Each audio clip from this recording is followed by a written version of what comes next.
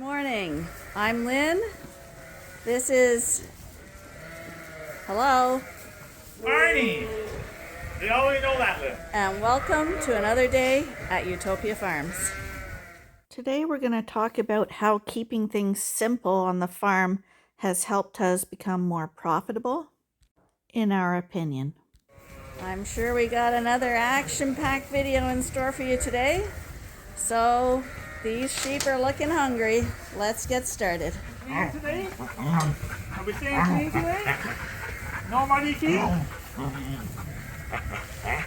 Don't be jealous, Ben. It rained last night, so the dogs are a little bit muddy, Don't be jealous. but they're going to help roll out this bale of hay. So we've got it ready here, and we got another person here to help. Buddy, you're here too. How's the rat control business going? Okay. So we're going to roll out this hay. You rolling it out, mate? This is your job, Arnie. Get to it. Well, Get to it. let's see what Now, Arnie does every snap. day. You roll it out and see what it feels like. Okay. Because I've cooked a lot of suppers. No, you've never cooked You've a never rolled supper? a bale And out. what about that laundry that's in there? I've done laundry too. When? 3 years. Not since I knew you. 17 years and never a single laundry. Get to work. So, today I thought we'd talk about keeping things simple. And since we start off with feeding each day, this is where simple starts for us. Sheep are ruminants. They eat grass. That is their main diet. So hay is the most natural thing to feed a sheep, be it in bale form, inside, or outside on pasture. That's their main diet. That's what they need most. So you want to make sure you have good quality hay for your sheep to eat at all times. Good quality pastures, good quality hay.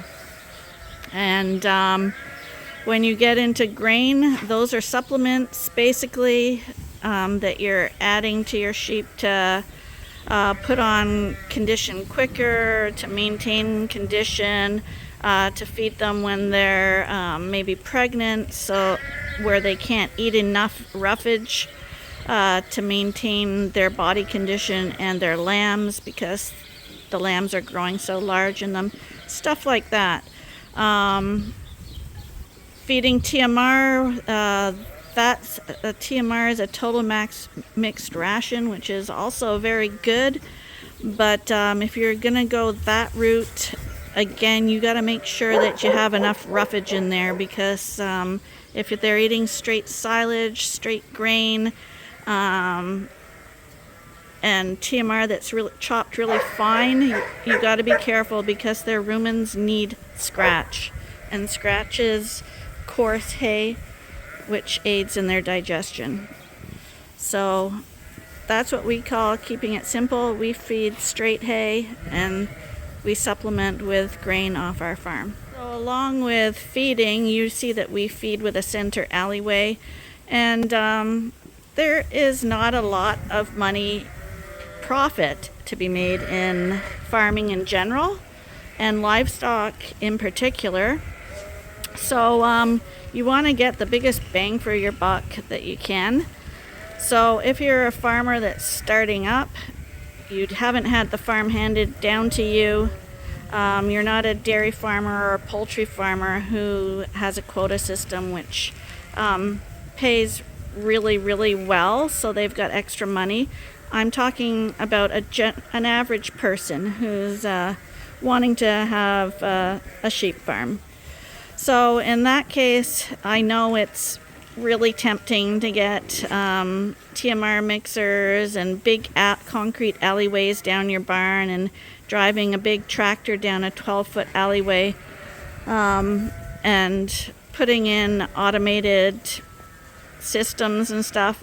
But if you want to be profitable, that is not the way to start out. That is for the people who have it already. In our barn uses 100% of it's space for sheep. So we have a little alleyway down the middle that a bale fits down, and we have space on either side for the sheep to walk around, to lay down, and we basically use every bit of the barn for the sheep themselves. If you were going to go through an automated system, this alleyway that I'm standing in, which is 5 feet, has got to be increased by about double that. Triple that. It's got to be triple that wide. So you're losing a whole bunch of space for your sheep, just so you can drive a tractor down.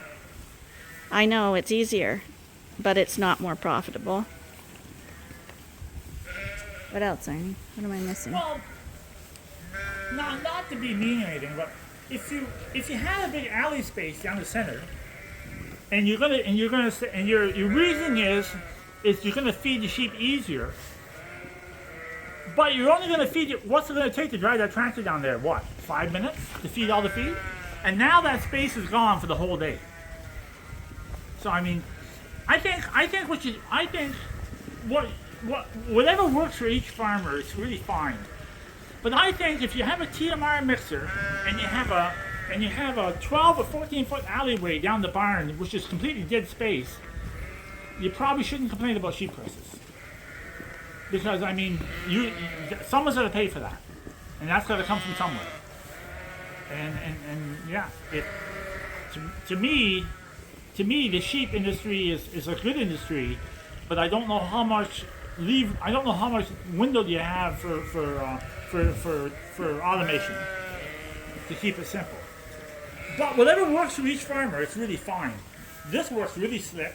There's no wasted space at all. These barns are 100% used for sheep space all day long. And I just fed that bale out. That bale's going to feed this group for 2 days. So we had a viewer ask what happened to our straggler group from the fall lambers. I guess I hadn't followed up on them. These are them. And there's still a ram in with them. Fargo's in with them. They're all looking pretty round. So I'm guessing that they're all pregnant, and that they will all have lambs probably at the same time as our winter group starts. We'll see what happens, but I think there's 10 left over and the ram. So there can be various reasons for them not having bred. The black-faced ones don't have out-of-season breeding genetics in them. So there's 2 of them in here. That could be their story. And there's a couple of Texels too that are not typically out of season, although this fall we had a lot of them actually go out of season, which was a good thing for us. And then there was about 4 that came from a group that lamb last May. So yeah, they came into the group late, so it kind of explains them being late too. So we're not worried about it or anything, and just because they're out of season breeders doesn't mean that they always do breed out of season. I think there's one that's a Dorset in here that should have bred out of season, but yeah, I'm expecting by the look of them that they're all going to be lambing with this group over here. Maybe in December. We'll see. We'll keep you posted on that. We used to do scanning to see if our sheep were pregnant. We stopped doing that. Instead, we just left the rams in longer. The reason we didn't really feel the need to do scanning anymore was that the main problem was that the rams had to be out for 45 days before you scan them, and that meant that anyone that was open, the ram had to go in 45 days later, which really put our breeding groups way behind. We didn't like that, so we figured just leave the ram in and let them catch them, and basically he catches them all. And we do stagger our breeding groups, so we know which sheep should be due first, and those groups get put into this barn for lambing before the ones that were put together later. And basically you have a couple that don't catch in each group, but in general they all catch anyway. And as for counting lambs when we were scanning, we didn't find that overly accurate either. So for us at our stage in the game, it didn't matter very much. Our sheep are typically twinners with a few singles, a few triplets, so feeding them specially for triplets and stuff, or quads or quints, isn't an issue for us either. So we figured it was easier for us, cheaper, and more efficient as well, just to let the rams have at her and see what happens. Okay, it's feeding time. This is how you know people who feed grain. If you feed just hay, they don't do this.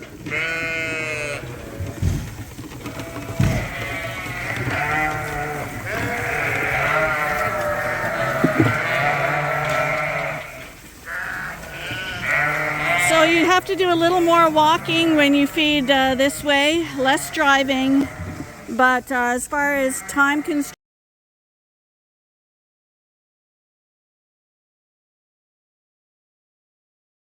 go, poor little Stinky did a header there. As far as time constraints, it's actually quicker to do it manually than it is to start up all the automation. And it is about making money. These sheep here are Dorsets and Dorset Rideau crosses and Dorset Texel crosses who have bred out of season. That is a good thing about these white sheep that we have and a lot of people have in Canada. The fact that they can breed out of season, it's a bonus because it's a nice time of year. What many people don't realize is your lambing percentage goes down at this time of year. So we have less lambs this year, and every time you have lambing, it's always the same labor you have to put into it. So you do have to realize that your fall lambers tend to have less lambs. So that would be the something that Canadian Rideaus have in their favor. They're multiple lambers, so at this time of year they can probably still pop out those twins, which I think is the most profitable number of lambs to have if you're sheep farming. The mother has 2 teats and she can feed 2 lambs. Our philosophy is that every lamb that has to be on a bottle is basically a break even, because the extra labor, the cost of milk replacer at easily $90, $95, $100 a bag. Each lamb will drink 1 bag's worth of milk replacer. Most farmers will tell you the goal is to get those twins, because that is the least labor intensive for the farmer and the most profitable, because you're not putting anything extra into those lambs. You're relying on your mom to look after them. And at the end of the day, it is not how many lambs you bring, it is how much weight you are bringing to market. So the purpose of the maternal breeds is to produce more lambs, but you have to remember that you want to get them to market quickly and you want them to be meaty. So those maternal ewes really should be always bred to a terminal sire. That way they will have meatier lambs that get to market quicker. So at our farm, it looks like we have a really big farm. About half of our land is rented, and all of these coveralls we've put up with about 4 years spacing between the construction of each one. And it took about 2 years to pay off each coverall from lamb sales. And we did not have this farm handed down to us. It was purchased at market value. And so we've had to struggle to be profitable here because we both wanted to stay on the farm and be farmers, not to have to work off the farm as well to supplement what we wanted to do.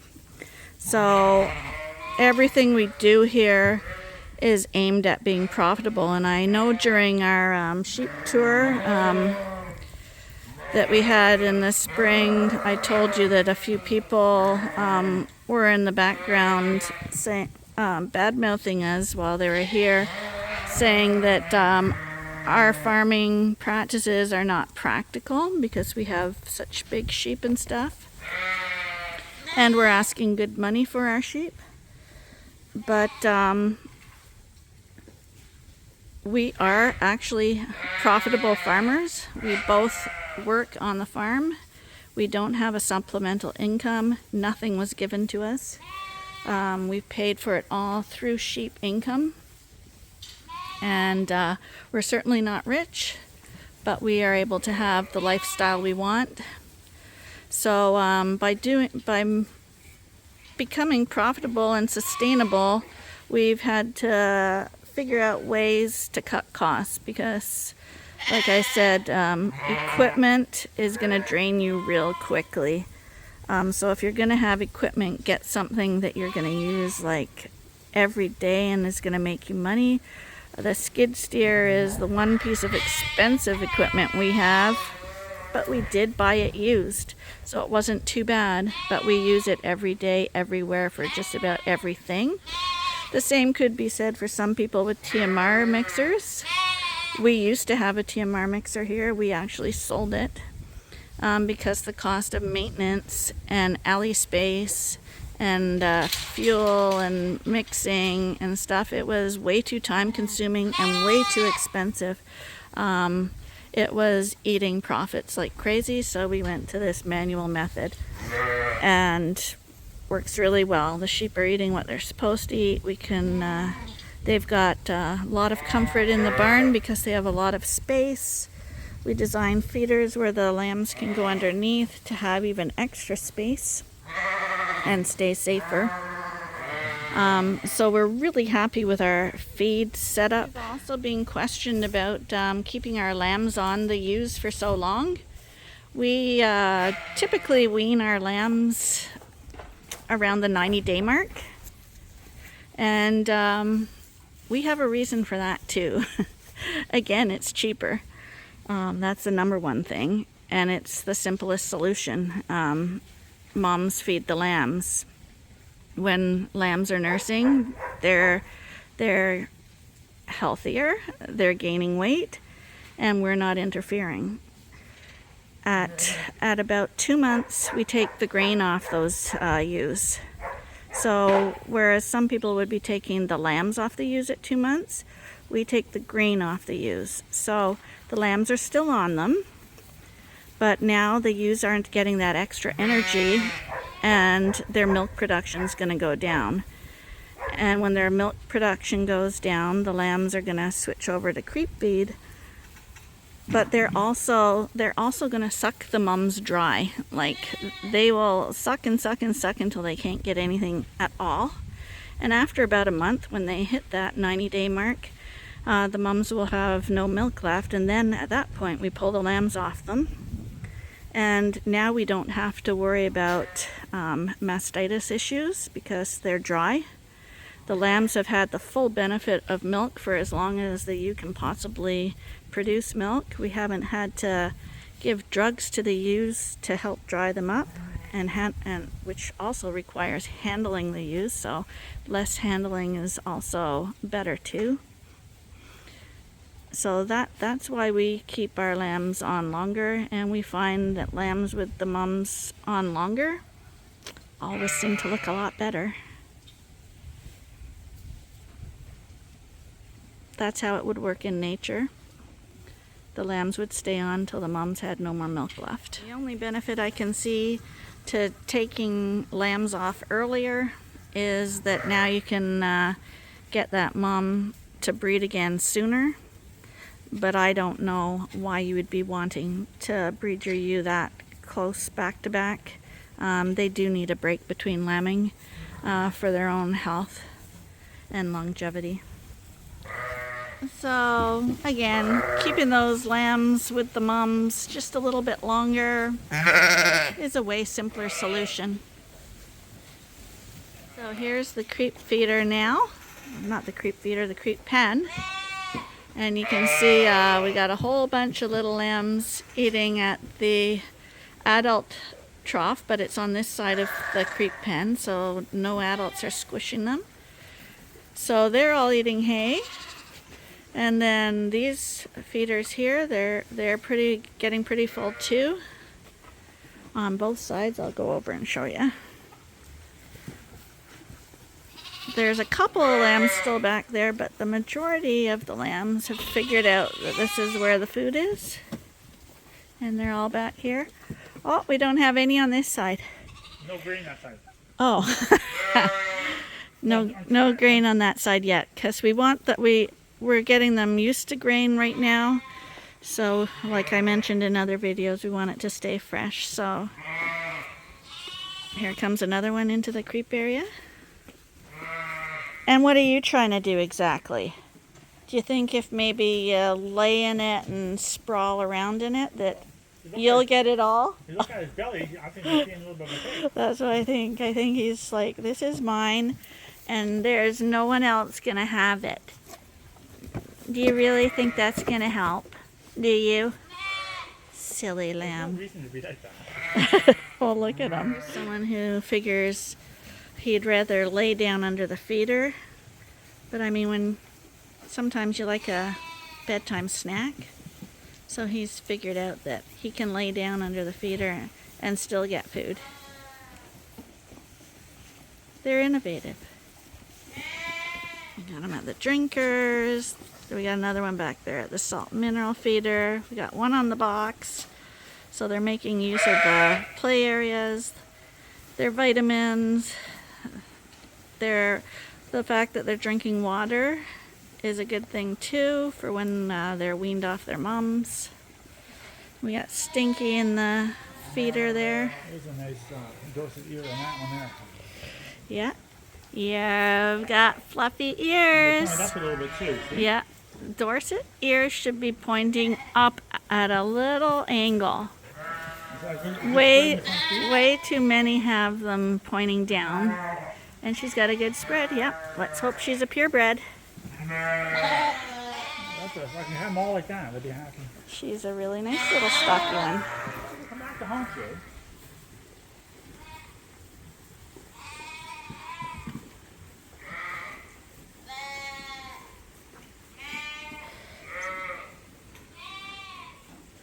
And as we leave this barn, we can see that this guy here is still sprawled in the feeder. And he's eating.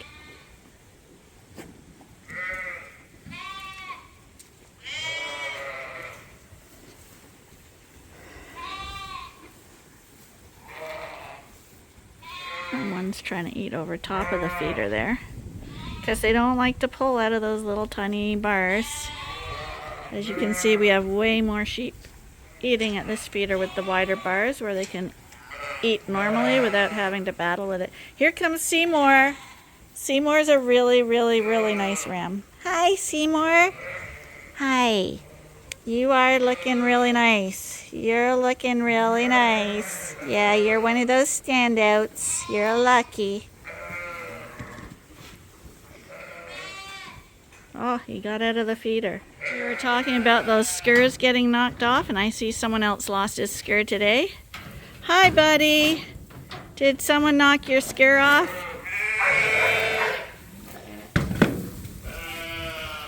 Oh, it's just loosened it. Oh yeah, no, he knocked it off. He knocked one of his skurs off and he's bleeding. That means he's only got one left. So if you have a maternal breed of sheep, you really should think about using a terminal ram on your ewes.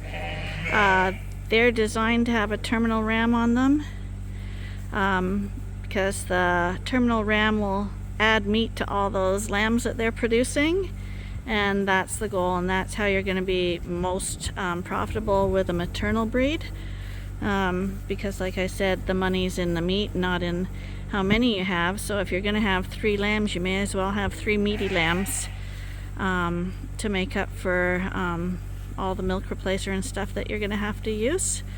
So breeding maternal ram to maternal ewes is going to give you high numbers, but it's not going to add anything to the meat market. And yeah, unless you're doing breeding stock, I don't see the point in breeding maternal to maternal. There's a reason people for hundreds of years have developed these terminal breeds like Suffolks, Texels, Charolais, Ile-de-France. It's to put meat on the lambs. Hi, buddy. How you doing? You look so nice. You do. Who are you? Who are you? Oh, no wonder. You're a glad son. Yeah, you are. You are a handsome boy. So we've talked about keeping it simple. Feeding is keeping it simple. Sheep want to have hay or pasture. Same thing. So that is the cheapest way to keep things simple. And keeping things simple makes things more profitable too. Breeding for twins is also more profitable because you make the most money on twins. You don't have to supplement triplets, quads, whatever, and a single is also basically a break even as far as money goes. So you really want to try get your flock having twins.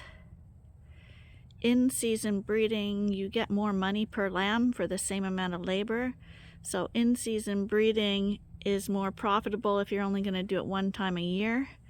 But if you're going to do accelerated lambing, then you can pop in an extra lambing, and in that case, even though your lamb prices will be lower at certain times of the year, because you have an extra crop of lambs, you'll make more money that way.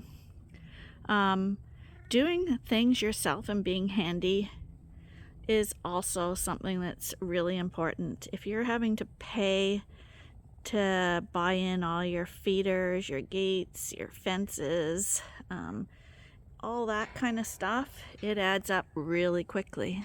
So being handy is profitable. Growing your own feed is profitable if you've got the land and the equipment. Again, when you're getting into equipment, it's a fine line.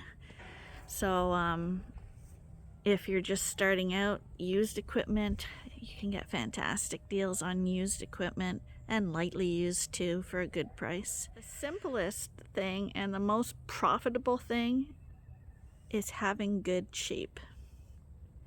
So buying those sheep that are a deal because someone's trying to get rid of them or is getting out is probably not as good a deal as you may have anticipated. If you're lucky, you can get a good deal that way, but usually not. Usually people that are getting out for a reason. They're tired. They're not making money on the sheep. It's just not working out for them for some reason. And at that stage of the game, the sheep are probably starting to suffer already as far as quality and care has gone. So it may seem like buying expensive sheep or better quality sheep is not profitable, but in the long run, it's your most profitable thing, because good sheep produce good lambs. They stay healthy. You're not treating them. They're not getting sick. They're not dying. And that's what it's all about. Didn't want this video to sound like a lecture. Hope it didn't. It was just giving tips, because we've been doing this for years. And you make so many mistakes when you're starting out. And yeah, you want to have everything. It's kind of like kids these days who see their parents living in a really nice house and expect to have a really nice house too, like right off the bat, not realizing that most of us parents started with bare bones and worked our way up. Working your way up is the best and easiest way to become more profitable with sheep. And then once you're there, once you've made it, go splurge, buy something fun. But that's all I'm going to have to say for today. Hope it wasn't too preachy or lectury or judgmental. Definitely don't want it to be like that. The sun is starting to go down now, as you can see. So I'm going to call that a day. And thank you very much for watching. I hope you'll join us again tomorrow for the next episode at Utopia Farms. Bye for now.